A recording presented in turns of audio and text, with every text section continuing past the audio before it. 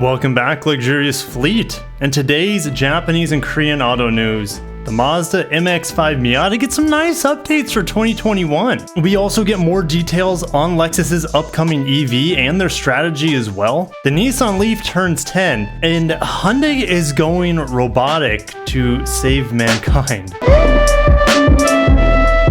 Thank you guys so much for tuning in. I'm 77.5% sure that you're not subscribed. And if I'm 75% sure that you are not subscribed, that'll get us that much closer to 100,000 subscribers. And let's get into it. Mazda, MX-5, Miata, pricing and packaging. We get some nice updates for 2021 here. The base price has gone up by about $2,500. No one's gonna notice or complain about that. Did I just say $2,500? I absolutely meant $250. Someone would notice if it was $2,500. Let's get back into it. You do have wireless Apple CarPlay is available. Now that's only on the Grand Touring package, and no wireless Android Auto that I'm aware of. However, standard is now Apple CarPlay and Android Auto. You don't have to upgrade to the Club or the Sport Touring or the Grand Touring package to be able to get that. Now we also get a new color, deep crystal blue and white Napa leather. And strangely, this must be the color, which doesn't look that blue, but we get a better picture. Somehow, Car and Driver has a much better picture of this with the new white Napa leather, which is going to be oh so good. When I test drove and reviewed the MX-5 RF, it had red Napa leather, which was really nice color combination with a polymetal gray. But this white will go really well with anything. Fingers crossed it doesn't stain, but that's kind of the fate of all white leather or synthetic leather, is that it does succumb to a little bit of discoloration over time. But man, does that look good with this new blue color. Of course, it'll look good with the Soul Red as well. Unchanged is the engine, so we're still getting the 2-liter, 181 horsepower, screaming 7,000 RPM redline inline 4-cylinder.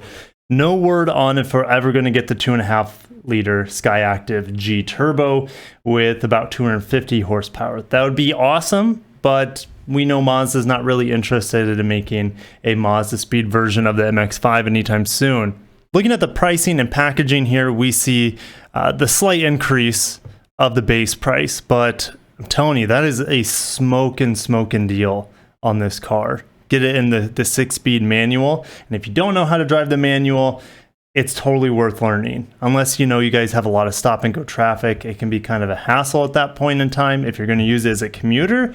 But I used mine as a commuter, didn't have that much traffic to work with where I lived at the time when I had an MX-5 manual, but it is totally worth it if you guys want to save, not only save a little bit of money, but also have the most purest driving connection with the car. It's just so satisfying when you nail those downshifts. The RF still maintaining about a $3,000 price increase over the soft top. It is a little bit heavier. You have a little bit smaller trunk. The looks are incredible in my opinion. I think the RF looks the part. It looks a little bit more upscale than the soft top. However, it does weigh a little bit more, and you have a bad blind spot even when it's folded down. So that's where the soft top comes out ahead. Even though the soft top, over time, you might have to replace that rag top, but the RF, man, just looks better. So it's totally personal opinion. If I were getting one, I'd probably spring for the RF, even though it costs a lot more, just because of the looks. I can deal with the blind spots. It's a tiny car anyways, so having the top down helps a lot with just a little bit added visibility in it. The options here, you can see the Brembo brakes only on the Club, so it's definitely a huge price increase for those Brembo brakes, as well as the new wheels, or the BBS wheels I should say, in the Recaro package. But man, it is the best looking in my opinion out of all the MX-5s. Now that white Napa leather doesn't come free. It's a $300 surcharge. I don't think I've ever used the word surcharge before, so I don't know if I used it correctly. Gray cloth soft top instead of the black soft top is going to cost you $200. Shifting gears, Lexus reveals Direct 4 next generation electric drive control technology. This is new. I've talked about it several times this week already, but there's a few nuggets in this press release that I wanted to cover. So getting into the specifics of Direct 4, their new hybrid and electric vehicle, I guess, torque distribution or torque vectoring system, precisely controls the delivery of drive torque from front and rear electric motors and braking force to all four wheels. We could have assumed that they would be using braking to assist with handling and cornering, but now we get it, the official word here.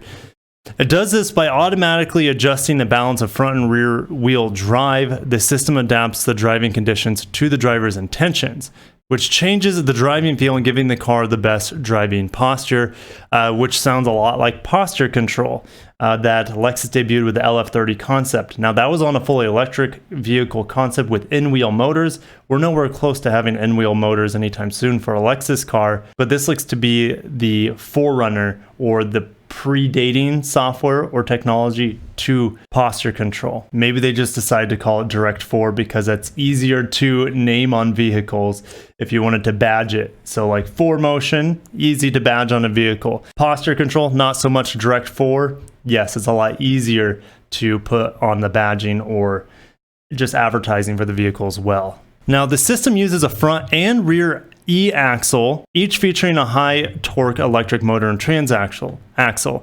And maybe the most exciting thing about this article, we have a timeline of when they're going to reveal this new RZ concept. That's what I think it's going to be, the RZ450E. But let's get into it. The new film also provides glimpses of Lexus's future design thinking, revealing sketches and images of a new concept car to be revealed in the first quarter of 2021. In that film that we got earlier this week, they said, oh yeah, you'll be able to see this vehicle hopefully in the near future, wink wink.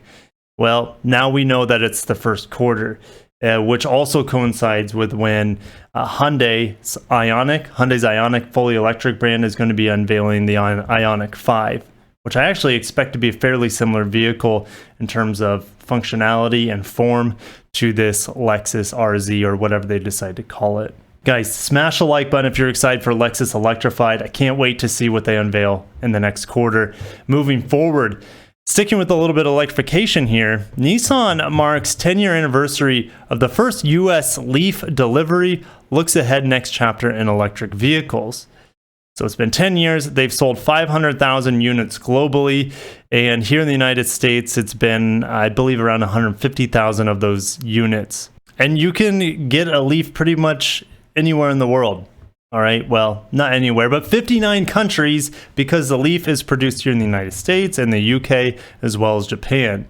And the Leaf has upgraded over the years. When it first came out, the range was pretty low. Now we're able to get over 200 miles of range on the Leaf, but the sales have dramatically dropped off. We know people are buying Teslas if they're interested in electric cars at this point. Nissan likes to shift the spotlight from the Leaf, this dying, losing sales car, or at least dropping off in sales compared to where it was in its heyday. But they're previewing the Aria in this article big time, and that is where they're hoping that the Leaf can pass the torch. I don't know how much longer the Leaf is going to continue on this old platform that's been around for 10 years.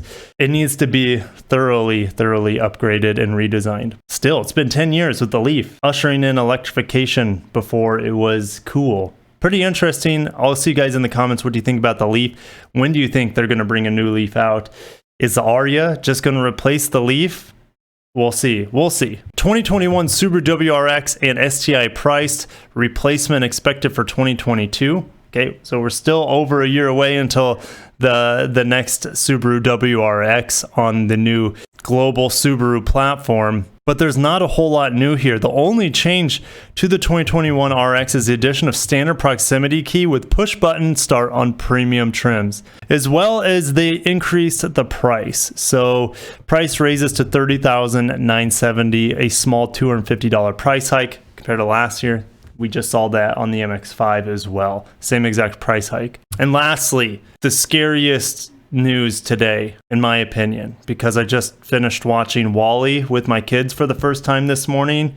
I love the movie. I hadn't seen it in about 10 years. And 10 years later, it's more real than ever. But anyways, Hyundai Motor Group to acquire controlling interest in Boston Dynamics from SoftBank, opening a new chapter in the robotics and mobility industry. This acquisition was valued at $1.1 billion with the goal of advancing robotics and mobility to realize progress for humanity. This is not the first time we've seen automakers, or at least The type automakers I talk about have robots. We know Toyota's all about robots too. Scares the bejesus out of me. The robotics technologies will lend synergies to autonomous vehicles, UAMs, and smart factories. They will create robotics value chain ranging from robotic component manufacturing to smart logistics solutions. But looking at these images, guys, I think is the scariest part. The humanoid one is scary enough, but this Metal Gear Solid 4 robot dog looking thing is really, really weird. Are you guys excited for more robots in the world? They can make our lives definitely easier in a lot of ways. But just like Otto from WALL-E, they can also be sadistic, evil, cunning. We're not so much scared of dying from other humans. We can, you know, it's a part of our DNA, killing, murder. What's way more scary is dying from the unknown, which is robots. Hyundai, don't kill us with your robots. Hopefully they usher in a peaceful future that makes our lives easier and things are just better. But we know technology doesn't always make things better. And guys, I'm just ranting. I'm going to shut myself up. If you made it this far in the video, haven't liked it, go ahead and smash the like button. Subscribe if you're not, to become just a part of the Lexurious Fleet. We need to get to 100K. It's coming. Just hit 84K. I thank you guys so much for that. It's amazing. Amazing.